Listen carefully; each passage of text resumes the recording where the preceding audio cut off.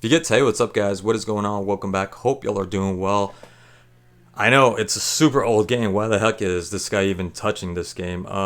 Because it was just that good of a game. And funny enough, I watched the game in a two-parter, and just knowing what the outcome was going to be, just knowing what the result is, just kind of takes you away from the game. I'm going to be honest with you. I did watch it again. Well, I wasn't able to watch because when it first aired, it was I was overseas, and I remember we were having lunch and they were playing it in the background, and I just kept hearing goal after goal after goal after goal, and I just told myself, man, I am missing one heck of a match.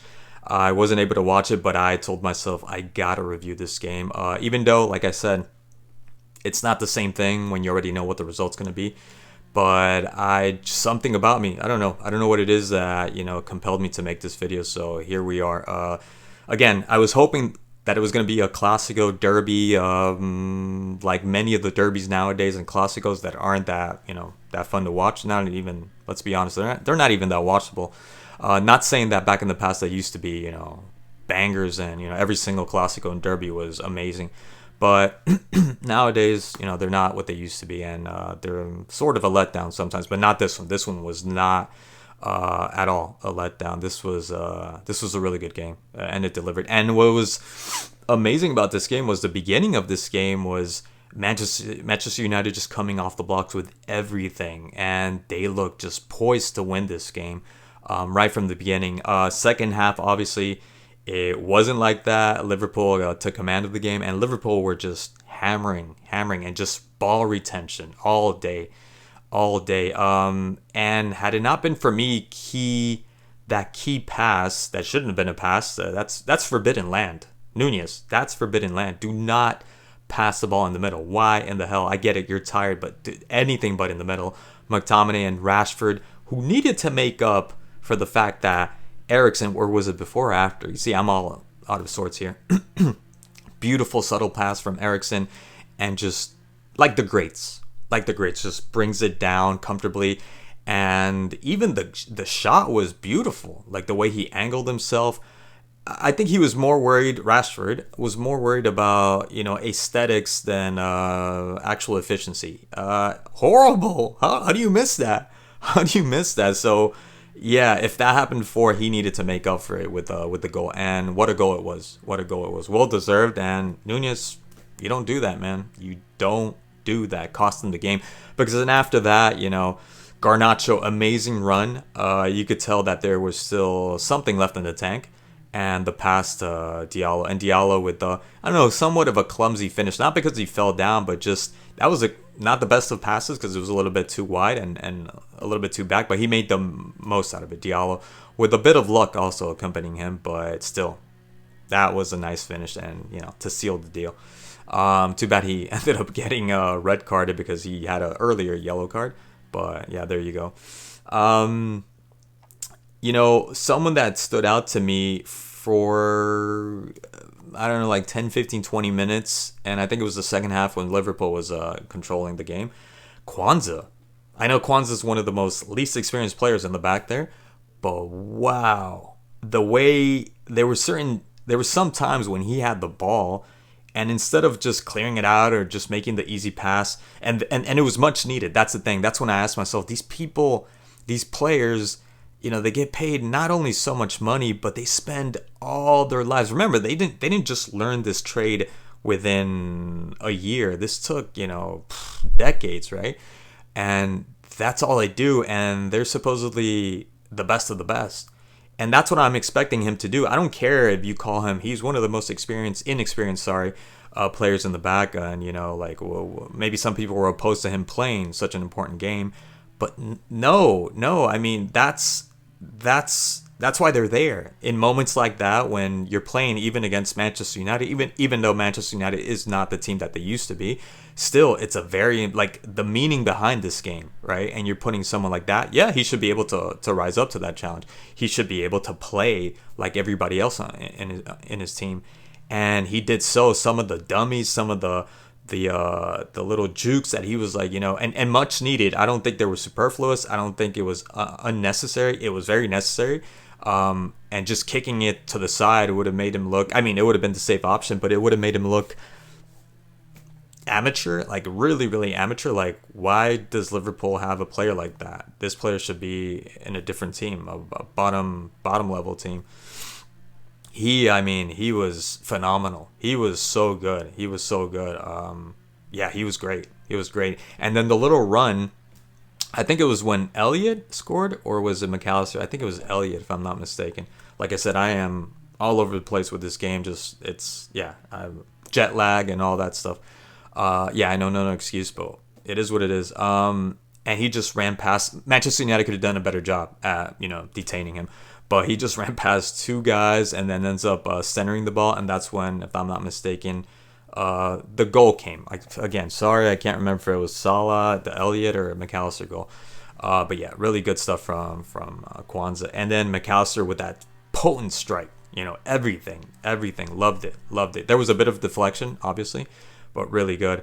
And then, what's funny is Manchester United, like I said, off the blocks with everything, poised to win this game.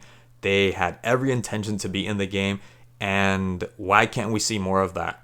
Obviously, I haven't been watching Manchester United for a long time, so some of you Manchester United fans, you may be like, well, that's the way we've been playing these last 3-4 games. Noted. Because I did hear good stuff about Manchester United while I was away watching these other teams, Arsenal, play. And yeah, I've been hearing good stuff about Garnacho. I did see good stuff about Garnacho. What's funny about Garnacho is that he can't take anyone on. He's lost that attribute. It's gone. And who knows if it's even gonna make an appearance anytime in his lifetime. But I will give this man 110% credit, effort. I mean, the way he just, again, the effort that he puts in, and I think he is valuable. He is a very valuable player just because of the fact that he gives everything. I think he brings a lot to the team when it comes to that, because he's a little nuisance for the opposition that, like, oh, he's going to get the ball. He might not take anyone on. He might not beat anyone on a one-on-one, a 1v1, but you know that he's going to keep you busy over there. Just the constant running from this kid, constant running. And you could tell he was just pooped. He was titted. But yeah, he came through with the last run, and just, again, constantly just going at the defense, the Liverpool defense. So really, really good stuff from Garnacho. He was responsible for the goal from, who was it? Anthony. Anthony, of all people. And you see McAllister just like throw his hand down. Not so much probably the fact that they scored, a late goal, but that Anthony, he's like, Anthony, are you serious? I felt like that was going through every Liverpool player's mind and fan, just like, Anthony, of all people, this guy is gonna, like, the little spinster guy, right? Yeah, Anthony with the goal. And good, I mean, look, good for him, man. It's not easy. It's not easy what he's gone through. But I even said that at the beginning when he went from Ajax to Manchester United, and I wasn't even checking out. I just saw highlight reels, and I maybe saw a Brazil game, and I said, this guy's not ready for Manchester United. He's not a Manchester United player. He's not going to do anything. He's going to be, T-shirt of the week or of the month at best. But again, good for him, man. He's been through a lot, and God, so lucky with that little spin move. If only Endo would have stretched out his leg, and you could tell Endo didn't want the ball to go, through his leg, right? He was trying to prevent that. McTominay, another one, just a working horse. Rashford, like I said, new Fernandez. Whose goal was that? I can't remember who. Was it, again, McAllister, Salah? I can't remember which one. But Fernandez with the foul. There was no foul at all, man. Like, you cost them that goal.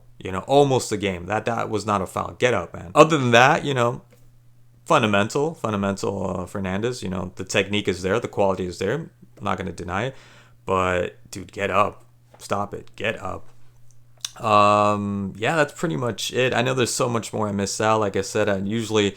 I'm a lot more focused when I'm watching these games, but the fact that I already knew what the result was and just being jet lagged and resuming work just took a lot out of me. But yeah, this was a good game. Too bad. I mean, this was a good game. This was like semifinals, final type of game.